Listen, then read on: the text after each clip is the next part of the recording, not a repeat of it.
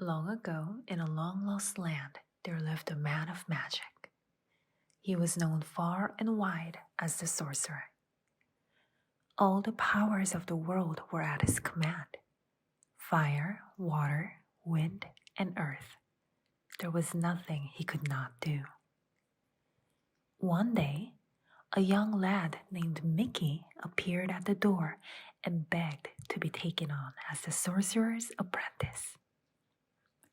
"I have no time to teach you tricks," the sorcerer muttered as he searched impatiently for his magic hat. The sorcerer was about to send him away when Mickey whisked a red silk scarf off a table. Beneath it was the sorcerer's magic hat. "Is this what you are looking for?" Mickey asked. At that, the sorcerer realized that perhaps he could use a bright young apprentice. Mickey soon set to work sweeping and mopping. Sometimes he would sneak away from his chores and secretly watch the sorcerer at work.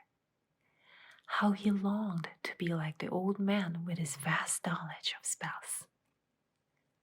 Late one night, the sorcerer removed his magic hat and placed it on the table. Then, as he went upstairs, he asked Mickey to do one last chore and fill the vat with water before he went to bed. As soon as the sorcerer was out of sight, Mickey picked up the magic hat and put it on just to see how it fit. Suddenly, Mickey felt a strange surge and knew that now he had magical powers too. Spotting his old broom, the sorcerer's apprentice took a deep breath and began to chant, "Dooma, dooma, brooma, brooma." Magically, the broom came to life, sprouting two arms of its own. Mickey motioned for the enchanted broom to pick up two buckets and follow him to the fountain in the courtyard. There, he directed the broom to fill the two buckets with water and carry them back to the vat. Since the vat was quite large, Mickey had the broom continue to fetch more water. Quite pleased with himself, Mickey settled back into the sorcerer's big chair to enjoy a few minutes of rest. He soon fell asleep to the soothing sound of water splashing into the vat. In his dream, Mickey slowly ascended to the top of a pinnacle. Above him was a starry sky, below a silken sea. With a flutter of his fingers, Mickey made the stars circle around his head like a crown of fire. Then he leaned over the water and drew the tides to him.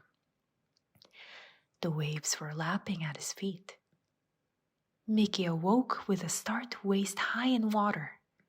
The broom was still filling the vat with water. He watched in horror as the water came cascading over the rim. "Stop!" Mickey cried. "Halt!" But the broom neither heard nor heeded. In desperation, Mickey picked up an axe and broke the enchanted broom into many pieces. Mickey left the room and shut the door. But just then, each of the broom splinters began to come alive. Soon, there was an army of marching brooms, each with two buckets. Mickey heard the noise and opened the door a crack to peek outside. A parade of brooms trampled right over him. As the brooms steadily poured more and more water into the vat, Mickey frantically bailed the water out through a nearby window. But it was no use.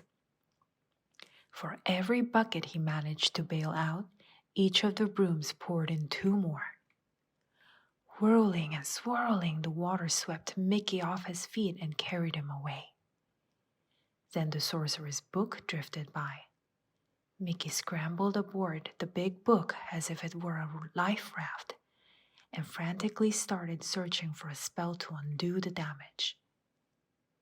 Suddenly, a beam of white light pierced the darkness. Mickey looked up, and there on the stairs stood his master. Slowly, the sorcerer raised his arms. He murmured some words, thrust both arms straight out, and pointed his fingers at the terrible torrent. Instantly, the raging sea parted, and the waters began to recede. And when the last swirl of water had vanished, there Mickey stood, wet and shivering in a shallow puddle. As Mickey gazed up sheepishly, the sorcerer stared down at him with cold, angry eyes. Mickey took off the magic hat and returned it to its owner. Then, with downcast eyes, he rushed off to complete his chores. And so Mickey never even saw the sly little smile the sorcerer flashed as he picked up the once enchanted broom. But from then on, the sorcerer found a few minutes each day to teach his pupil the true uses of magic.